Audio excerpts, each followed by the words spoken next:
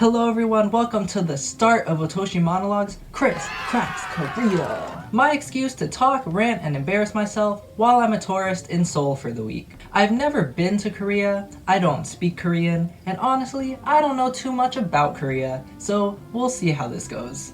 But strap in for sightseeing and lots of food. I apologize in advance for butchering pronunciations, and I most likely will get some information wrong, but let's learn about Korea together, shall we? Kaja! Let's go.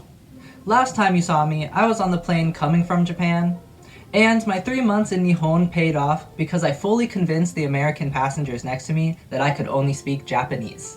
They were talking away in English next to me the whole time, but then, since I had the aisle seat, when they needed to go up to use the bathroom, they sumimasen'd me. What? All because in the small interactions I had with the stewardess, I used my single word Japanese. Wow, I've come such a long way. Huh. But what if they just stereotyped me because I look Japanese and they assumed my nationality? Now I don't know what I'm supposed to be feeling. Am I honored or offended? It really is a fine line. Anywho, after a nice little plane breakfast, I was released into South Korea, and my first stop, bathroom. Oh, look at this bathroom humor. Hehehe, sandpaper. Now I gotta go get my luggage. Where Blackpink welcomed me. Korea's got Blackpink, Japan's got Super Mario, America, come on, we gotta step it up. Then I had to get some Korean won, pick up my pocket Wi-Fi, and store my luggage, which involved 30 minutes of power walking back and forth in the terminal because I couldn't find the station. That, if you want to hear more about, I should be eventually making a Things I Wish I Knew Before Studying Abroad video. So look out for that eventually. Then finally, I got to eat. An hour and a half had passed doing 3 things that should have been so simple. But I went to this mini food court called Sky 31 Food Avenue and got their beef bone soup, aka solongtang,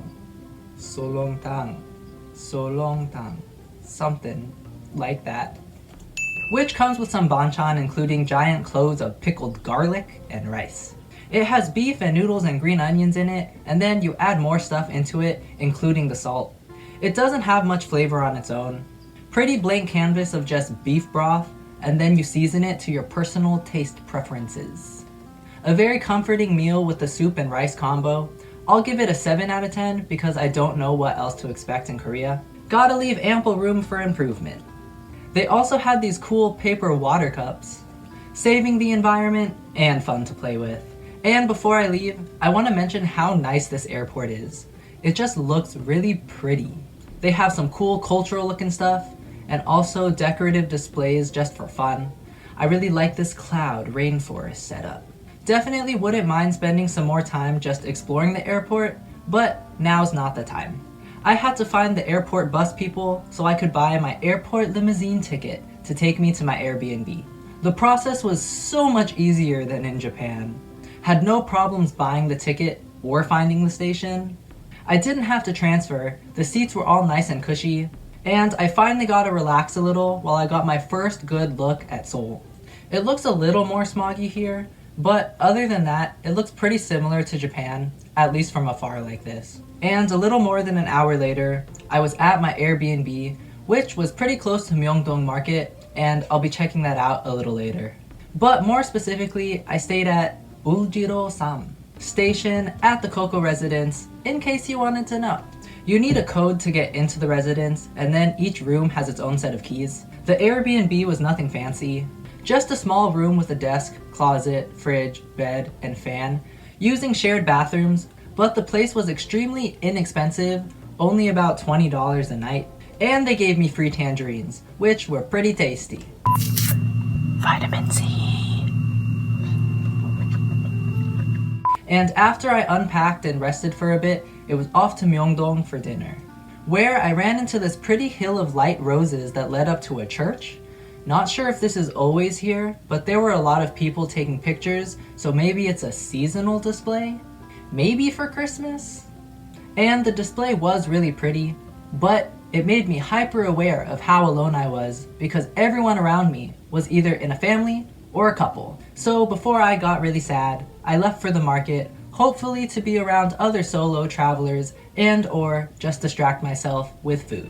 So Myeongdong is a big shopping market where they have a lot of retail stores and restaurants, but also street food and street vendors on the sidewalks. But I beelined for my dinner place. I knew once I was here I wouldn't be able to decide where I wanted to go, so I did my research beforehand. Also, so I wouldn't have to stand in the streets trying to translate stuff. My sister gave me a list of food that I should eat while I was in Korea, so I used that as my reference for my whole trip. It was extremely useful. And today, I chose the knife-cut noodles, aka kalguksu, at Myeongdong Gyoja.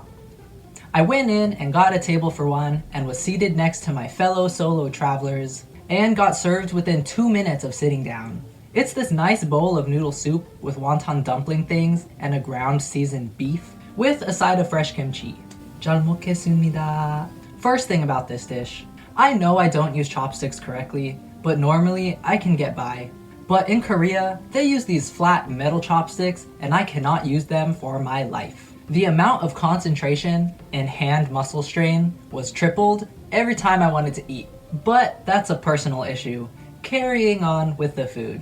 The broth was slightly sweet, noodles very cooked and chewy, but that kimchi really whacks you. It was on some other level of kimchi spice. It's got a strange flavor that I can't really describe. It's like zingy with a hint of bitter and sour, but the cabbage itself is pretty sweet. And it made my nose run like crazy, which they anticipate because they give each table a tissue box on top and a garbage can right underneath. And I didn't want to be rude, so I tried to eat the whole thing, but per usual Asian grandma mentality, the shop owner just kept giving me more, and I didn't have the guts to tell her that I didn't want it, so I ended up in a very vicious cycle. But eventually my body couldn't handle it anymore, so I just stopped eating the kimchi, which I should have just done in the first place. Overall meal, 8 out of 10. It would have been a 9, but I sabotaged it by eating all that kimchi. On to exploring time. I think I found the equivalent of the Japanese Kit Kats. It's these honey butter almond and friends. In America, you can find some of these flavors pretty readily available at your local Korean market. The yogurt one, 10 out of 10.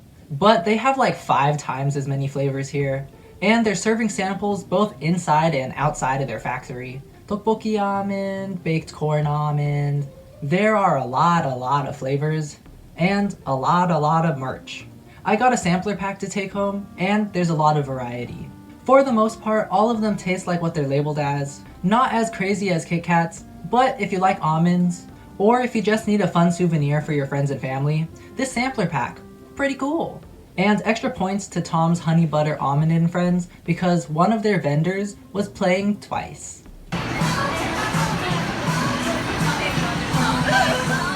Then I encountered some fun socks, a pomegranate stand, and then ate some more food. First up, this hotteok, which is a fried pancake, usually with a sweet syrup and some seed or nut mixture in the center. Think jelly donut, but instead of jelly in the center, it's a brown sugar syrup. And the dough is more dense and chewy, and it comes to you piping hot. 8 out of 10. And then this egg bun, which is a slice of bread topped with a sweet almond, peanut, and sunflower seed paste, and then a fried egg on top of that. Looked pretty cool, but flavor-wise, didn't like it as much. It was really dry, and there wasn't enough sweetness to push it into dessert territory. Then you just got this regular hard fried egg on top, making it seem like it should be savory instead.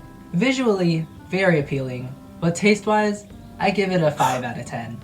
This is what they mean by don't judge a book by its cover. It's always the pretty ones that get ya. And then, my night just progressively got more sad. First, I ran into piles of street trash. What? Tokyo would never disrespect me like this. It's starting to feel like I'm back in America. And then I headed on over to Starbucks to try to find my You Are Here collection South Korea mug to match the ones I bought in Hong Kong and Japan. But they didn't have it. And over the next few days, I would check all the Starbuckses as I passed them, and spoiler alert, none of them have it. And with that, I headed on back to the Coco residence, where 2 college-aged looking people stopped me and started talking in Korean. And then I was like, oh sorry, I don't speak Korean. And then they were like, in English, oh, you're not Korean? Sorry. And then they just continued on their way. Big confidence booster for me. I passed as Japanese and Korean in the same day. All crazy things aside, today was a good day. And that brings me to an end of my first day in Seoul. Hope it was at least a little bit interesting. Go try some honey butter almond and friends if you ever get the chance. And I'll talk to y'all next time with some Korean culture and a dynamic maze. 안녕히 계세요. 안녕히 계세요. 세요.